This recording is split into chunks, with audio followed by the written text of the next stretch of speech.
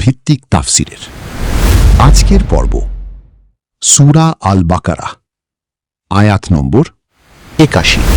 আউযু বিল্লাহি মিনাশ শাইতানির রাজীম বিসমিল্লাহির রহমানির রহিম।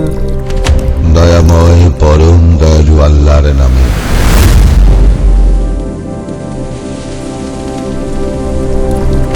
আসসালামু আলাইকুম ওয়া রাহমাতুল্লাহি ওয়া বারাকাতুহু। আপনার উপর শান্তি, আল্লাহর রহমত ও তার বরকত বর্ষিত হোক। আলহামদুলিল্লাহ। আয়াত ভিত্তিক তাফসিরের ধারাবাহিক পর্বে সর্বপ্রথম আমরা মহান আল্লাহ তাআলার দরবারে শুকরিয়া আদায় করছি। এবার চলুন পবিত্র কোরআনের সূরা আল বাকারার ৮১ নম্বর আয়াতটির তিলাওয়াত আগে শুনেন। এই আয়াতে আল্লাহ তাআলা আগের ৮০ নম্বর আয়াতে ইহুদিদের করা সেই অবাস্তব দাবির চূড়ান্ত ও অকাট্য জবাব দিয়েছেন। আল্লাহ এখানে পরকালে মুক্তি বা শাস্তির একটি চিরন্তন ও সার্বজনীন নিয়ম স্পষ্ট করে দিয়েছেন, যা কোনো নির্দিষ্ট জাতি বা বংশের ওপর নির্ভর করে না। আয়াতটি শোনার পর আমরা এই আয়াতের তাফসির মনোযোগ দিয়ে শুনব ইনশাআল্লাহ। من كسب سيئة وأحاطت به خطيئته فأولئك أصحاب النار هم فيها خالدون। এই আয়াতের অর্থ বা অনুবাদ কখনোই নয়, যে ব্যক্তি পাপ অর্জন করে এবং তার পাপ তাকে চার দিক থেকে পরিবেষ্টিত করে ফেলে, তারাই জাহান্নামের অধিবাসী। তারা সেখানে স্থায়ীভাবে থাকবে।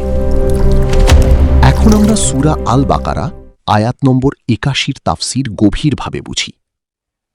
এই আয়াতে আল্লাহ তাআলা আগের ৮০ নম্বর আয়াতে ইহুদিদের করা সেই অবাস্তব দাবির চূড়ান্ত ও অকাট্য জবাব দিয়েছেন। ইহুদিরা বলেছিল, আমরা মাত্র কয়েকদিন জাহান্নামে থাকব। আল্লাহ এখানে পরকালে মুক্তি বা শাস্তির একটি চিরন্তন ও সার্বজনীন নিয়ম স্পষ্ট করে দিয়েছেন, যা কোনো নির্দিষ্ট জাতি বা বংশের উপর নির্ভর করে না। এবার বিস্তারিত তাফসির শোনা যাক। এই আয়াতের মূল বক্তব্য এবং সহজ ব্যাখ্যা হল, ইহুদিরা ভাবত তারা বিশেষ জাতি, তাই তাদের পাপের শাস্তি হবে সাময়িক। আল্লাহ তাদের এই ভুল ধারণা ভেঙে দিয়ে কর্মফলের আসল নিয়মটি বুঝিয়ে দিলেন, পাপের জালে বন্দী হওয়া।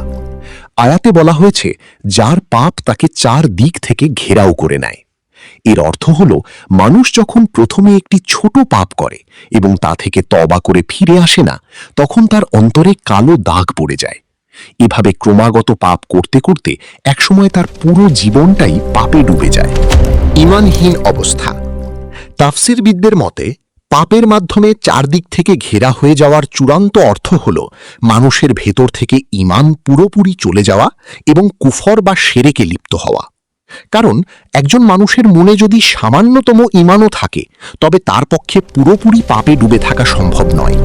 কিন্তু যখন একজন মানুষ জেনে বুঝে সত্যকে অস্বীকার করে এবং পাপে অহংকার বোধ করে, তখন পাপ তাকে মাকড়সার জালের মতো চারপাশ থেকে বন্দী করে ফেলে।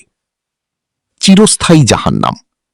আল্লাহ পরিষ্কার জানিয়ে দিলেন, যারা এই অবস্থায় অর্থাৎ ঈমানহীন এবং পাপের জালে বন্দী হয়ে মারা যাবে, তারা কোনো নির্দিষ্ট কয়েকদিনের জন্য নয়, বরং চিরকালের জন্য জাহান্নামের আগুনে দগ্ধ হবে। সেখানে তাদের কোনো বংশমর্যাদা বা বিশেষ জাতিগত পরিচয় কাজে আসবে না। এই আয়াতের মূল শিক্ষা হল, এই আয়াতটি আমাদের জীবনের জন্য অত্যন্ত সতর্কতামূলক একটি বার্তা দেয়। ১. ছোট পাপকে হালকা মনে না করা।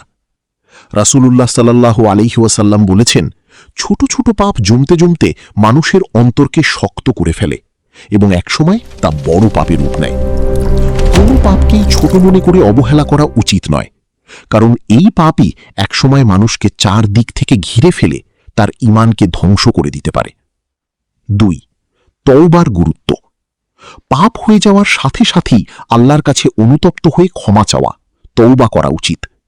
তওবা হল সেই অস্ত্র যা পাপের জালকে ছিঁড়ে মানুষকে মুক্ত করে। আমরা যদি পাপের জালে পুরোপুরি বন্দী হওয়ার আগেই ফিরে না আসি, তবে পরকালের পরিণতি হবে অত্যন্ত ভয়াবহ। আয়াত নম্বর ৭৯ থেকে ৮১ পর্যন্ত এই কয়েকটি আয়াতের চিত্র যদি আমরা দেখি, তাহলে দেখতে পাই, আয়াত নম্বর ৭৯-তে আল্লাহর নামে মিথ্যা কথা রচনাকারীদের কঠোর সতর্কবাণী দেওয়া হয়েছে। আয়াত নম্বর ৮০-তে বনি ইসরায়েলের কিছু লোকের ভ্রান্ত বিশ্বাস উল্লেখ করা হয়েছে যে তারা খুব অল্প সময়ের জন্য জাহান্নামে যাবে। এখন আয়াত নম্বর ৮১-এ আল্লাহ প্রকৃত সত্য জানিয়ে দিচ্ছেন।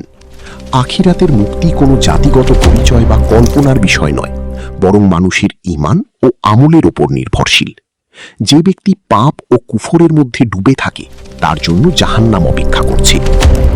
এই আয়াতের গুরুত্বপূর্ণ শিক্ষা হল, আখিরাতে সফলতা বংশ বা পরিচয় দিয়ে হয় না, শুধু ঈমান ও আমলের কারণে হয়। পাপকে হালকাভাবে নেওয়া খুবই বিপজ্জনক। প্রতিটি মানুষের তওবার দরজা খোলা থাকা অবস্থায় ফিরে আসা জরুরি। মিথ্যা আশা মানুষকে ধ্বংসের দিকে নিয়ে যেতে পারে। কুফর ও অবাধ্যতার ওপর মানুষের মৃত্যুবরণ করা সবচেয়ে বড় ক্ষতি। এই আয়াত আমাদের শেখায় যে একজন মুমিন কখনো নিজের ঈমান বা পরিচয় নিয়ে অহংকার করে না। সে জানে আল্লাহর রহমত ছাড়া কেউ মুক্তি পাবে না, তাই সে পাপ থেকে বাঁচার চেষ্টা করে, ভুল হলে তওবা করে এবং আখিরাতের জন্য প্রস্তুতি নেয়। এই আয়াত থেকে আমরা নোটে রাখতে পারি তার পাপ তাকে পরিবেষ্টিত করে ফেলেছে। এই কথাটি অত্যন্ত গভীর। এর অর্থ শুধু একটি বা দুটি গুনাহ নয়, বরং এমন অবস্থা যখন মানুষের জীবন পাপ, অবাধ্যতা ও সত্য প্রত্যাখ্যানের মধ্যে ডুবে যায় এবং সে তওবা না করেই মৃত্যুবরণ করে। অতএব এই আয়াত সাধারণ মুমিনকে নিরাশ করার জন্য নয়, বরং মানুষকে সতর্ক করার জন্য যে পাপকে অবহেলা করতে করতে যেন সে ঈমান হারানোর পর্যায়ে না পৌঁছে যায়। এখন আসুন এই আয়াতের সাথে মিলিয়ে নিজেকে একবার প্রশ্ন করি, আমি কি কোনো গুনাহকে ছোট মনে করে বারবার করছি? আমার জীবনে তওবার গুরুত্ব কতটুকু? আমি কি আল্লাহর রহমতের আশা করি, নাকি সেই আশার আড়ালে নিজের ভুলগুলোকে লুকিয়ে রাখি? যদি আজ আমার মৃত্যু হয়, আমি কি আল্লাহর সামনে দাঁড়ানোর জন্য প্রস্তুত? একটি হৃদয়স্পর্শী ভাবনা হলো, মানুষকে ধ্বংস করে শুধু একটি বড় পাপ নয়, অনেক সময় ছোট ছোট পাপকে গুরুত্ব না দেওয়াও ধ্বংসের কারণ হয়ে যায়।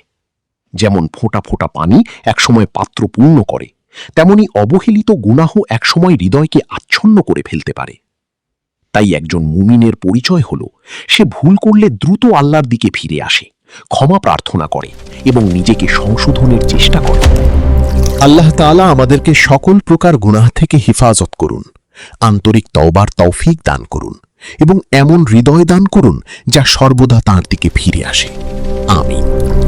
সম্মানিত ভাই বোন ও বন্ধুগণ, এই তাফসীর থেকে আমরা কি শিখলাম? কমেন্ট করে আপনার মতামত আমাদের জানাতে ভুলবেন না।